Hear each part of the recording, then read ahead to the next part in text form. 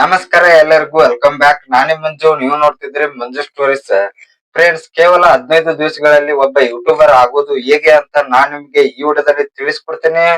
ಅದಕ್ಕಿಂತ ಮುಂಚೆ ನೀವೇನಾದ್ರೂ ನಮ್ ಚಾನಲ್ಗೆ ಹೊಸಬ್ರಾಗಿದ್ರೆ ಈ ಕೂಡಲೇ ಸಬ್ಸ್ಕ್ರೈಬ್ ಮಾಡಿ, ಹಾಗೆ ಪಕ್ಕದಲ್ಲಿರೋ ಬೆಲ್ ಐಕಾನ್ ಪ್ರೆಸ್ ಮಾಡಿ ಆಲ್ ಅನ್ನು ಸೆಲೆಕ್ಟ್ ಮಾಡಿ. ಯಾಕೆಂದ್ರೆ ನಾನು ಯಾವುದೇ ಒಂದು ಸ್ಪೋರ್ಟ್ಸ್ ಮತ್ತು ಯೂಟ್ಯೂಬ್ ಬಗ್ಗೆ ವಿಡಿಯೋಸ್ ಮಾಡಿದ್ರೆ ನಿಮ್ಗೆ ತಕ್ಷಣ ನೋಟಿಫಿಕೇಶನ್ ಬರುತ್ತೆ. ಅವಾಗ ನೀವು ವಿಡಿಯೋನು ಮೊದಲಿಗರಾಗಿ ನೋಡಬಹುದು. ಬೇಗ ಬೇಗ ಸಬ್ಸ್ಕ್ರೈಬ್ ಮಾಡ್ಕೊಳ್ಳಿ ಫ್ರೆಂಡ್ಸ್. ಇನ್ನೇನು 7,000 ಸಬ್ಸ್ಕ್ರೈಬರ್ಸ್ ರೀಚ್ ಆಗ್ತಾ ಇದೆ ಅಂತ ಹೇಳ್ಬಹುದು. ಸ್ವಲ್ಪ ಹೆಲ್ಪ್ ಮಾಡಿ, ಸಪೋರ್ಟ್ ಮಾಡಿ ಫ್ರೆಂಡ್ಸ್. ನೀವು ಅನ್ಬಹುದು ಫ್ರೆಂಡ್ಸ್, ಇವೇನು 15 ದಿವಸಗಳಲ್ಲಿ ಯೂಟ್ಯೂಬರ್ ಆಗ್ಬಹುದು ಅಂತ ಹೇಳ್ತಾ ಇದ್ದಾನೆ, ಇವನು ಲೂಸ್ ಮೆಂಟಲ್ ಇರ್ಬೋದು ಅಂತ ನೀವು ಅನ್ಬೋದು. ಇಲ್ಲ ಫ್ರೆಂಡ್ಸ್, ಸ್ವಲ್ಪ ಕೆಲವಷ್ಟು ಟಿಪ್ಸ್ ಗಳಿವೆ. ಆ ಟಿಪ್ಸ್ ಗಳನ್ನು ಫಾಲೋ ಮಾಡಿದ್ರೆ ಆರಾಮಾಗಿ 15 ದಿವಸಗಳಲ್ಲಿ ಯೂಟ್ಯೂಬರ್ ಆಗ್ಬಹುದು. ಬಹಳಷ್ಟು ಜನಕ್ಕೆ ಒಂದು ಆಸೆ ಇರುತ್ತೆ, ನಾನು ಕೂಡ ಯೂಟ್ಯೂಬರ್ ಆಗ್ಬೇಕು ಅಂತ. ಯಾಕಂದ್ರೆ ಅವರು ಸಾಕಷ್ಟು ಯೂಟ್ಯೂಬ್ ನಲ್ಲಿ ಕಾಮಿಡಿ ವಿಡಿಯೋಸ್ ಆಗಿರ್ಬಹುದು, ಸ್ಪೋರ್ಟ್ಸ್ ವಿಡಿಯೋಸ್ ಆಗಿರ್ಬಹುದು, ಟೆಕ್ ನ್ಯೂಸ್ ಗಳು ಆಗಿರ್ಬಹುದು, ಅವನ್ನೆಲ್ಲ ನೋಡಿ ಇವರು ಯೂಟ್ಯೂಬ್ ನಲ್ಲಿ ವಿಡಿಯೋಸ್ ಗಳನ್ನು ಹಾಕ್ತಾ ಲಕ್ಷಾಂತರಗಳ ಅಮೌಂಟ್ ಅನ್ನು ದುಡಿತಾ ಇದ್ದಾರೆ. ಅಷ್ಟೇ ಅಲ್ಲ, ಮಂತ್ಲಿ ಇಷ್ಟು ಅಮೌಂಟ್ ಅನ್ನು ಇವರು ತೆಗೆದುಕೊಳ್ಳುತ್ತಿದ್ದಾರೆ ಅಂತ ಅವರಿಗೆ ಅನಿಸಿ ನಾವು ಕೂಡ ಒಬ್ಬ ಯೂಟ್ಯೂಬರ್ ಆಗ್ಬೇಕು, ನಾವು ಕೂಡ ಯೂಟ್ಯೂಬ್ ನಲ್ಲಿ ಅಮೌಂಟ್ ಅನ್ನು ದುಡಿಬೇಕು ಅಂತ ಆಸೆ ಪಡುತ್ತಿರುತ್ತಾರೆ.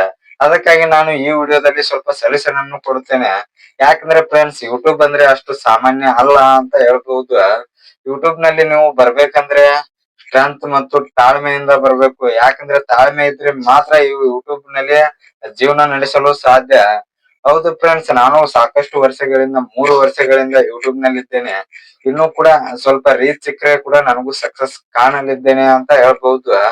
ಇನ್ನು ಫ್ರೆಂಡ್ಸ್, ಯೂಟ್ಯೂಬ್ ನಲ್ಲಿ ತಾಳ್ಮೆ ಬಹಳ ಬಹಳ ಮುಖ್ಯ. ನಾನು 3ನೇ ಸಲ ಇದನ್ನು ಹೇಳೋದು. ಯಾಕಂದ್ರೆ ಈಗ ವಿಡಿಯೋಸ್ ಗಳನ್ನು ಹಾಕ್ತಾರೆ, ಆ ವಿಡಿಯೋಸ್ ಗಳಿಗೆ ವ್ಯೂಸ್ ಬರ್ದೇ ಇದ್ದಾಗ ಅವರು ಸೈಡ್ ಸರಿದು ಬಿಡುತ್ತಾರೆ. ಆ ರೀತಿ ಮಾಡಬಾರದು. ನಾನು ಬಹಳಷ್ಟು ಜನರ ಯೂಟ್ಯೂಬ್ ಚಾನೆಲ್ ಗಳನ್ನು ನೋಡಿದ್ದೇನೆ. ಅವರು 600 500 ವಿಡಿಯೋಸ್ ಗಳನ್ನು ಹಾಕಿ 2,000 3,000 ಸಬ್ಸ್ಕ್ರೈಬರ್ಸ್ ಗಳನ್ನು ಮಾಡಿಕೊಂಡು ನನಗೆ ಇನ್ನು ಮೇಲೆ ಆಗೋದಿಲ್ಲ, ವಿಡಿಯೋಸ್ ಗಳಿಗೆ ವ್ಯೂಸ್ ಬರ್ತಾ ಇಲ್ಲ ಅಂತ ಹೇಳಿ ಸೈಡ್ ಸರಿಯೋದು ಇದೆ, ಯೂಟ್ಯೂಬ್ ನ ಬಿಟ್ಟು ಹೋಗೋದಿದೆ. ಆದ್ರೆ ಆ ರೀತಿ ಮಾಡಬಾರದು. ಯಾಕಂದ್ರೆ ಯೂಟ್ಯೂಬ್ ನಲ್ಲಿ ಒಂದಲ್ಲ ಒಂದಿನ ಸಕ್ಸಸ್ ಸಿಗುತ್ತದೆ. ನೀವು ಡೈಲಿ ವಿಡಿಯೋಸ್ ಗಳನ್ನು ಹಾಕ್ಲೇಬೇಕು. ಅಲ್ಲಿ ತಪ್ಪಿಸಿದರೆ, ನೀವು ವಿಡಿಯೋಸ್ ಗಳನ್ನು ಹಾಕುವುದು ತಪ್ಪಿಸಿದರೆ ನಿಮ್ಮ ವಿಡಿಯೋಸ್ ಗಳ ವ್ಯೂಸ್ ಇನ್ನೂ ಕೂಡ ಡೌನ್ ಆಗುತ್ತದೆ. ಅವಾಗ ನಿಮ್ಮ ಯೂಟ್ಯೂಬ್ ಚಾನಲ್ ಗ್ರೋ ಆಗೋದಿಲ್ಲ ಅಂತ ಹೇಳ್ಬಹುದು. ಅದಕ್ಕಾಗಿ ನೀವು ಡೈಲಿ ವಿಡಿಯೋಸ್ ಗಳನ್ನು ಹಾಕುತ್ತಾ ಇರಬೇಕು. ಅವಾಗ ಮಾತ್ರ ನೀವು ಸಕ್ಸಸ್ ಕಾಣಲು ಸಾಧ್ಯ. ಇನ್ನು ಫ್ರೆಂಡ್ಸ್, ನೀವು 15 ದಿವಸಗಳಲ್ಲಿ ಯೂಟ್ಯೂಬರ್ ಆಗ್ಬೇಕಂದ್ರೆ ಬಹಳಷ್ಟು ಕಷ್ಟ ಪಡಬೇಕು. ಯಾಕಂದ್ರೆ ಸ್ಟಾರ್ಟಿಂಗ್ ಅಲ್ಲಿ ಯಾವುದೇ ಯೂಟ್ಯೂಬರ್ಗೂ ಕೂಡ ರೀಚ್ ಕೊಡೋದಿಲ್ಲ ಅಂತ ಹೇಳ್ಬಹುದು. 1 ತಿಂಗಳು 2 ತಿಂಗಳು ಆ ರೀತಿಯಾಗಿ ರೀಚ್ ಕೊಡ್ಬೇಕಂದ್ರೆ ನೀವು ಒಳ್ಳೆ ಕಂಟೆಂಟ್ ವಿಡಿಯೋಸ್ ಗಳನ್ನು ಮಾತ್ರ ಮಾಡಬೇಕು. ಈಗ ಟ್ರೆಂಡಿಂಗ್ ಅಲ್ಲಿ ಇರುವ ವಿಡಿಯೋಸ್ ಗಳನ್ನು ಮಾಡಿದ್ರೆ ಮಾತ್ರ ಅವಾಗ ರೀಚ್ ಸಿಗುತ್ತದೆ. ಇನ್ನು ಫ್ರೆಂಡ್ಸ್, ನೀವು ಯೂಟ್ಯೂಬ್ ನಲ್ಲಿ ಕೆಟಗರಿಯನ್ನು ಚಾಯ್ಸ್ ಮಾಡಬೇಕಾಗುತ್ತದೆ. ಈಗ 15 ದಿವಸಗಳಲ್ಲಿ ಯೂಟ್ಯೂಬರ್ ಆಗ್ಬೇಕಂದ್ರೆ ನೀವು ಒಳ್ಳೆ ಕೆಟಗರಿಯನ್ನು ಚಾಯ್ಸ್ ಮಾಡಬೇಕಾಗುತ್ತದೆ. ಅದರಲ್ಲಿ ಮೇನ್ ಆಗಿ ಸ್ಪೋರ್ಟ್ಸ್ ಬರುತ್ತೆ, ಟೆಕ್ ನ್ಯೂಸ್ ಸ್ವಲ್ಪ ಲೇಟ್ ಆಗುತ್ತದೆ. ಟೆಕ್ ಚಾನೆಲ್ ಮಾಡೋರಿಗೆ ಒಂದು 3-4 ತಿಂಗಳು ರೀಚ್ ಕೊಡೋದಿಲ್ಲ ಅಂತ ಹೇಳ್ಬಹುದು. ಅದಕ್ಕಾಗಿ ನೀವು ಸ್ಪೋರ್ಟ್ಸ್ ಮತ್ತು ಬ್ಲಾಗರ್ ಮಾಡ್ತೀರಾ ಅಂದ್ರೆ ಬ್ಲಾಗ್ ಮಾಡುತ್ತಾ ನೀವು ಆರಾಮಾಗಿ ರೀಚ್ ಮಾಡಬಹುದು. ಬ್ಲಾಗರ್ ಗಳಿಗೆ ಸ್ಟಾರ್ಟಿಂಗ್ ವಿಡಿಯೋದಿಂದ ರೀಚ್ ಇದೆ. ಸ್ಪೋರ್ಟ್ಸ್ ಮತ್ತು ಬ್ಲಾಗರ್ ವಿಡಿಯೋಸ್ ಗಳನ್ನು ಮಾಡೋರಿಗೆ ಕೇವಲ 15 ದಿವಸಗಳಲ್ಲಿ ಯೂಟ್ಯೂಬರ್ ಆಗೋದು ಆರಾಮ್ ಹೆಲ್ಪ್ ಆಗುತ್ತದೆ ಅಂತ ಹೇಳ್ಬಹುದು. ಆರಾಮಾಗಿ ಸಕ್ಸಸ್ ಅನ್ನು ಕಾಣಬಹುದು. ಇನ್ನು ಕುಕ್ಕಿಂಗ್, ಅಡುಗೆ ಮಾಡುವುದು ಹೇಗೆ ಅಂತ ಈ ತರ ವಿಡಿಯೋಸ್ ಗಳಿಗೂ ಕೂಡ ರೀಚ್ ಸಿಗುತ್ತದೆ. ಇದೇ ರೀತಿ ನೀವು ಯುವಕರಲ್ಲೂ ಕೂಡ ಕಂಟಿನ್ಯೂಸ್ ಆಗಿ 15 ದಿವಸಗಳಲ್ಲಿ ಡೈಲಿ 4 ವಿಡಿಯೋಸ್ ಗಳನ್ನು ಹಾಕ್ಬೇಕು.